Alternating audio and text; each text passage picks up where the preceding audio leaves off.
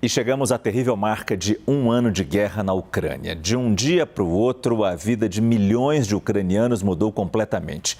Muitos precisaram deixar para trás trabalho, casa e lutar para reagir a um ataque covarde sem motivos, para manter um país vivo e independente. Em diversas partes do mundo, a data foi marcada por homenagens em defesa à nação, que há 12 meses sobrevive a esse conflito. Nossa cobertura especial começa agora, direto de Londres, com o nosso correspondente Américo Martins. O primeiro ano da guerra foi marcado por homenagens e protestos. Milhares de pessoas ao redor do mundo foram às ruas em solidariedade aos ucranianos. Muitos refugiados de guerra, que hoje estão em países europeus à espera do fim do conflito para poder voltar para casa, também participaram das manifestações. And unfortunately, there is no end to this war, and we hope every month and every week that it will stop. But in reality, the dictator and the empire, they never stop if you do not stop it. A cena se repetiu em diversos países. Em Budapeste, capital da Hungria, uma enorme bandeira da Ucrânia foi segurada por centenas de pessoas. E em Berlim, na Alemanha, mais de 10 mil manifestantes pediram pelo fim do conflito. Nos Estados Unidos, diplomatas se reuniram em frente ao prédio das Nações Unidas e prestaram homenagem à Ucrânia. O presidente Volodymyr Zelensky deixou uma mensagem em vídeo para a população falando sobre o desafio do primeiro ano da guerra e finalizou dizendo que 2023 será o ano da vitória. Витримуємо всі погрози. Обстріли, касетні бомби, крилаті ракети, дрони камікадзе, блекаут, холод. Ми сильніше за це. Це був рік стійкості, рік небайдужості, рік мужності, рік болю, рік надії, рік витримки, рік єдності, рік незламності, лютий рік незламності. Його головний підсумок – ми вистояли, ми не зазнали поразки і зробимо все, аби цього року здобути перемогу. Nesta sexta-feira, em entrevista em Kiev, Zelensky disse que qualquer acordo de paz precisa envolver a retirada das tropas russas de todo o território ucraniano.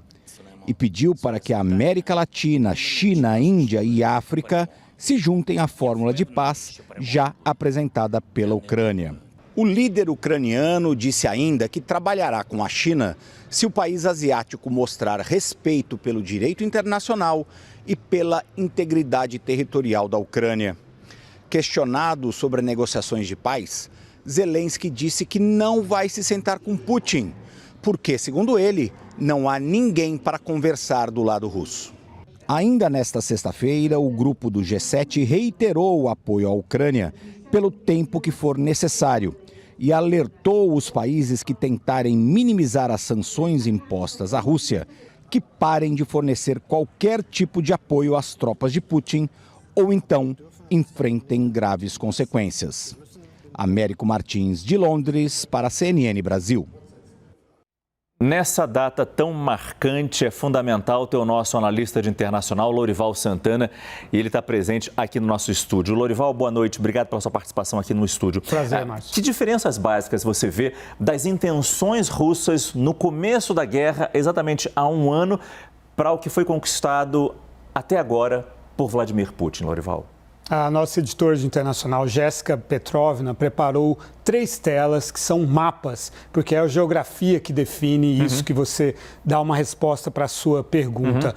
Março, logo o início ali, quer dizer, 24 de fevereiro, primeiras semanas, início de março, a tentativa de uma blitzkrieg, de uma guerra relâmpago para decapitar o governo ucraniano em Kiev. A ideia era ser muito rápido ali e realmente tomar o país inteiro. Aqui eram brigadas aerotransportadas, forças especiais, paraquedistas que foram então repelidas, tanto de Kiev quanto a região de Kharkiv, a segunda maior cidade da Ucrânia, que os russos nunca conseguiram tomar e que fica bem rente à fronteira com a Rússia. Também Kherson, eles conseguiram tomar, sim, uma cidade estratégica aqui no sul, na costa do Mar Negro, mas aí nós vamos ver depois o que aconteceu. Mariupol, aquele drama humano, 1.000 pessoas embaixo de uma siderúrgica resistindo, muitas crianças ali sofrendo. Eu lembro de um menino falando, eu quero ver o sol, eu preciso ver o sol.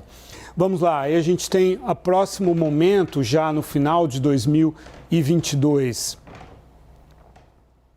Kiev, Chernihiv, limpas, né? Os russos retornam, recuam, graças à força da resistência ucraniana que tomou os russos de surpresa. Os russos ainda estão aqui em Kherson, mas mais adiante veremos que eles vão perder aqui também. Eles se distanciam de Kharkiv, apesar de terem destruído a cidade com artilharia, bombardeios muito fortes. Kharkiv, que era a sede da Academia da Artilharia Soviética, ironicamente é destruída pela artilharia russa, que é a doutrina soviética de tomada de território. Mariupol ainda aqui sob domínio da Rússia. Vamos então para o terceiro momento, que já é então esse momento que nós estamos vivendo. Kherson. Os russos se retiram de Kherson, se retiram voluntariamente por causa da pressão ucraniana que cortou as linhas de suprimento dos russos, e eles perdem essa importantíssima cidade. E aqui também, então, agora se concentra toda essa batalha, né? Quer dizer, um fronte muito bem consolidado pelos russos. A defesa russa está muito bem articulada aqui, mas eles não conseguem avançar e morrem centenas e centenas de soldados russos e ucranianos todos os dias. Os ucranianos impondo um custo altíssimo em termos humanos e de equipamento aos russos, já que entendem que o Putin precisa apresentar uma vitória no terreno, mas o Putin não consegue, apesar da superioridade numérica em homens e em equipamento. Marcos. Se a gente viu então que no começo da guerra ele queria praticamente abraçar, Vladimir Putin queria praticamente abraçar a Ucrânia e chegar aqui para conquistar o poder, agora as intenções são mais, digamos, entre aspas, ironicamente, modestas. Seria simplesmente conquistar essa parte oeste e garantir essa ligação diretamente com a Crimeia, onde eles já estão desde 2014. Exatamente. O Donbás, o corredor do sul, naturalmente o Putin não perdeu as suas intenções, até porque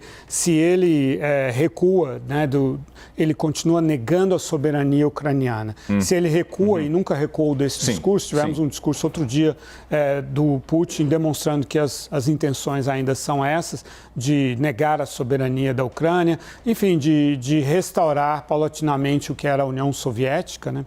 Aliás, uma vez que eu vi o Putin, quando eu fui cobrir a visita do Fernando Henrique Cardoso lá no Kremlin, eu vi o Putin saindo para uma corrida matinal. E ele estava com um abrigo com as iniciais da União Soviética, não da Rússia. Putin nunca desistiu desse projeto. Mas, enfim, agora você tem uma ofensiva russa que não está surtindo resultados, né? Eles não estão conseguindo avançar. Os avanços, quando ocorrem, são de dezenas de metros quadrados, quando ocorrem, com um custo altíssimo em vidas humanas russas e ucranianas. E para mais adiante, para o verão setentrional, maio e junho, teremos uma contraofensiva ucraniana quando os tanques estiverem no terreno e operacionais, Márcio. Muito obrigado, Lorival Santana.